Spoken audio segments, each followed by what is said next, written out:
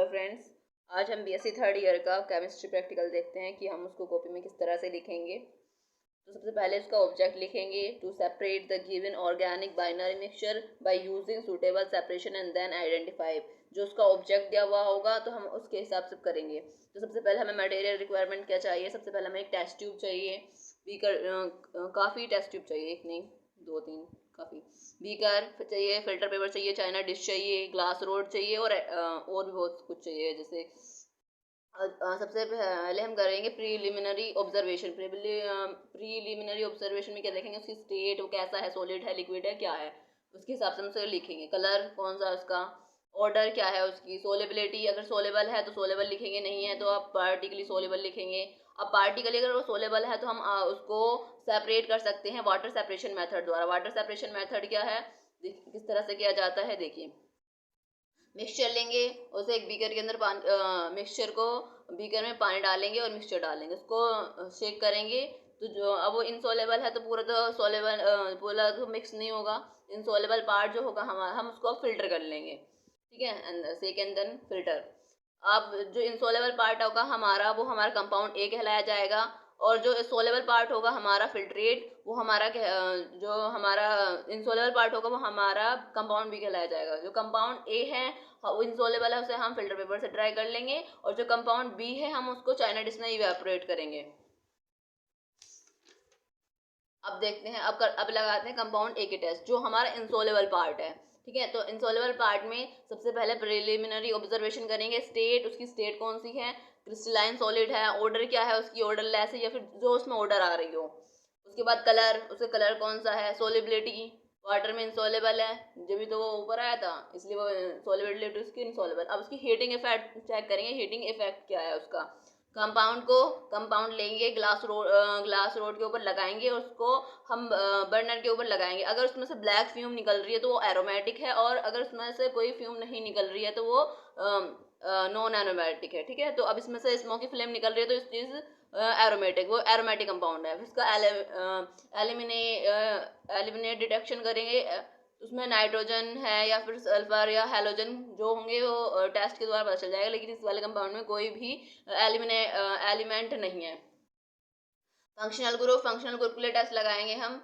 जब उसमें कोई एलिमेंट नहीं है, एरोमेटिक कंपाउंड है, तो फंक्शनल ग्रुप पे जाते हैं हम।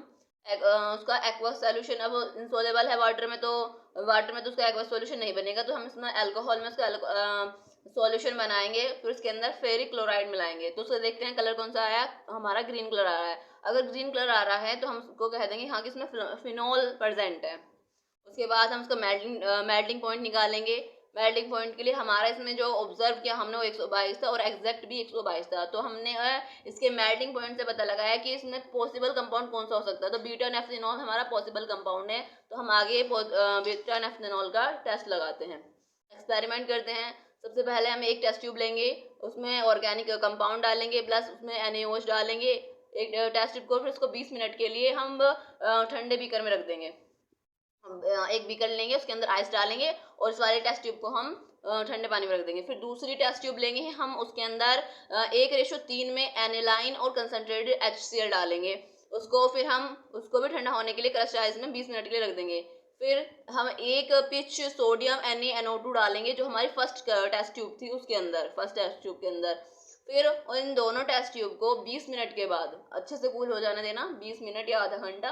और उसके बाद इन दोनों टेस्ट ट्यूब को एक हम दूसरे बीकर के अंदर दोनों टेस्ट ट्यूब एक साथ डालेंगे, मिक्स करेंगे।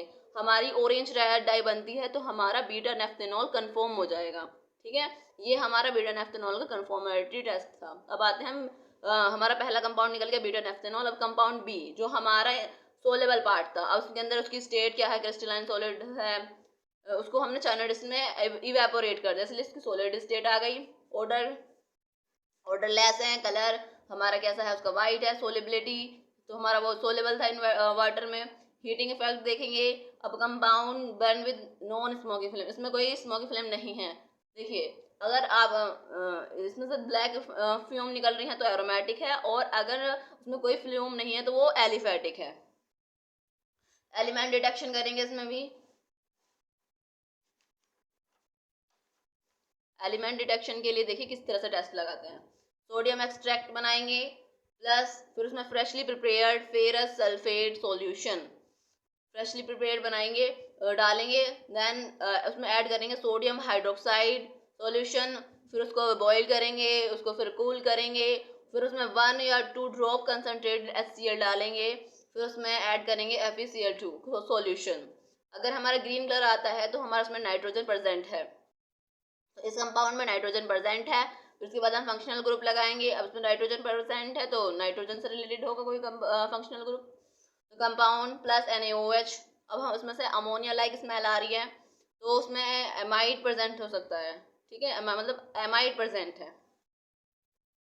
मेल्टिंग पॉइंट उसका निकालेंगे हम, लगाया मेल्टिंग पॉइंट ऑब्जर्व किया 130 डिग्री सेल्सियस, और एग्जैक्ट उसका यूरिया का क्या होता उसका जो एग्जैक्ट होता है 132 डिग्री सेल्सियस, तो हमारा पॉसिबल कंपाउंड हो सकता है यूरिया। तो हम यूरिया का कन्फर्मेटरी टेस्ट लगाएंगे। एक्सपेरिमेंट, हीट करेंगे कंपाउंड को, ठीक है, उसको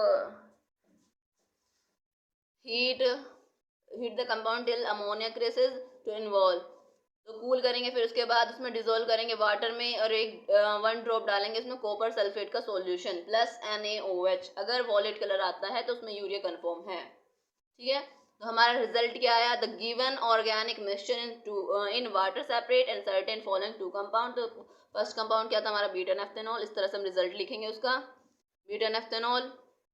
मेल्टिंग पॉइंट ऑब्जर्व किया हम, जो हमारा ऑब्जर्व था 122 और एग्जैक्ट भी 122। इसका मॉलिक्यूलर फार्मूला लिखना है, फिर कंपाउंड बी लिखना है, मेल्टिंग पॉइंट लिखना है, उसका भी मॉलिक्यूलर फार्मूला लिखना है। तो थैंक यू। अब हमारे और अगर प्रैक्टिकल की वीडियो चाहिए तो हमारे चैनल को सब्सक्राइब करें, लाइक करें एंड शेयर करें। Thank you for watching my video.